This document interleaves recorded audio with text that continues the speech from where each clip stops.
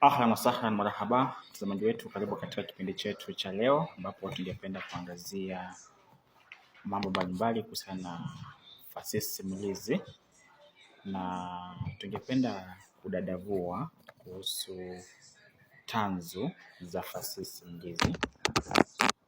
Kumbuka kwamba kuna tanzu 5 za fasihi simulizi ambazo kuna utanzu wa hadithi, kuna pia utanzu wa semi, utanzu wa ushairi simulizi, maigizo na mazungumzo. Ni kwamba tanzu za fasihi simulizi ziko 5, na tungeanza kudadavua na utanzu wa kwanza ambao ni utanzu wa hadithi. Hadithi ni utanzu ambao huwa na wahusika mbalimbali, na wahusika wanaweza kuwa ni wanyama, binadamu, mazimwi, majitu, mawe, miti na vitu ambavyo pia vina uhai. Na pia hadithi huwasilishwa na fanani au mtambaji ambaye bila shaka hutamba hadithi mbele ya hadhira. Na pia ni kwamba hadithi hii inaweza kuwa ya kubuni au ya kihistoria, na pia hadithi hii hutamba mbele ya hadhira, na pia hutumia lugha nathari, yaani lugha mfululizo ambayo huanzia mwanzo hadi mwisho. Na pia hadithi hutambwa wakati wa jioni, na ni kwa vile jioni ndio wakati ambapo wanajamii wamejumuika pamoja baada ya kazi ya mchana. Sasa hapa ndipo basi hawa wanajamii hukutana ili basi kutamba hadithi. Na pia ilifanyika hivyo ili jamii isipoteze muda kwa kufanya kazi, na pia wakisubiri chakula kipikwe ndipo waweze kukipata. Na ni kwamba pia hadithi tunasema kwamba hutambwa na fanani. Na fanani ana sifa mbalimbali.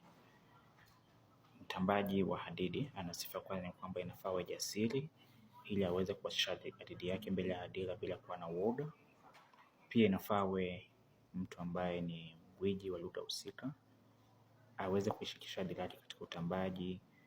Na kuishikisha hadhira inaweza kuwa kuuliza maswali, kutumia nyimbo, pia kuna pia kutumia vitendawili, kutegua vitendawili. Pia kuna kuwashirikisha katika maigizo. Anaweza waomba hadhira waje jukwani ili waweze kuigiza baadhi ya matendo. Na pia mtambaji huyu inafaa aweze kuelewa hadhira yake, ajua hadhira yake kiwango cha elimu, kiwango pia cha utamaduni wake. Na pia inafaa awe mtu ambaye anaweza kutumia deko za sura na pia miondoko za mwili, na pia awe mbunifu. Sasa ni kwamba huyo mtambaji wa hadhira inafaa awe mbunifu. Tumesema kwamba katika hadithi kuna aina mbili za hadithi. Kuna hadithi za kubuni ambazo huitwa ngano, na pia kuna hadithi za kihistoria ambazo huhusu matokeo ya ukweli ambayo yashawahi kutendeka katika jamii. Kama ni ngano, kuna ngano za mazimwi ambapo wahusika wakuu huwa ni mazimwi, na hawa mazimwi husababisha uharibifu mkuu kwa binadamu, husababisha hasara. Na pia kuna hekaya.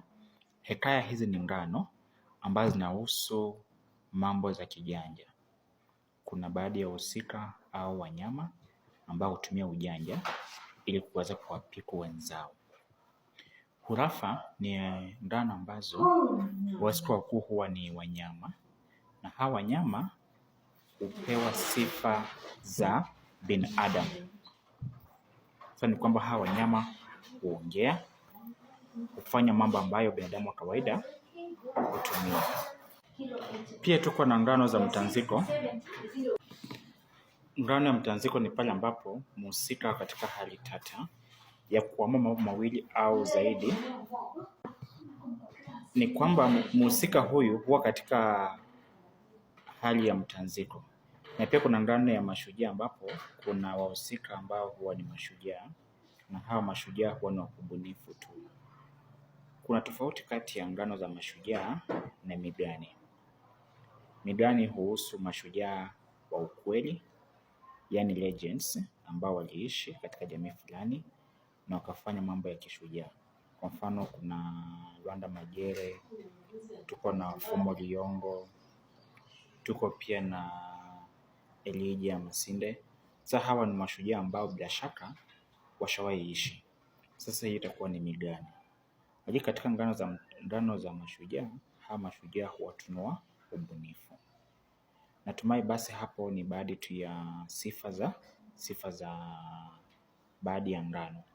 Na pia tujue kwamba katika ngano zina sifa mbalimbali. Ni kwamba ngano hutumia fomula ya kuanzia na fomula ya kumalizia. Pia ngano hizi huwa za ubunifu.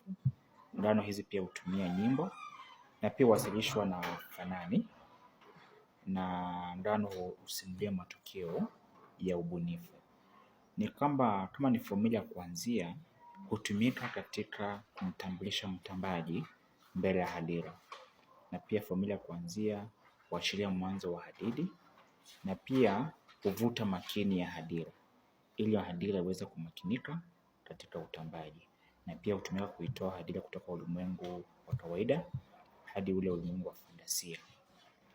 Na fomula ya kumalizia ni kwamba inaashiria mwisho wa hadithi na pia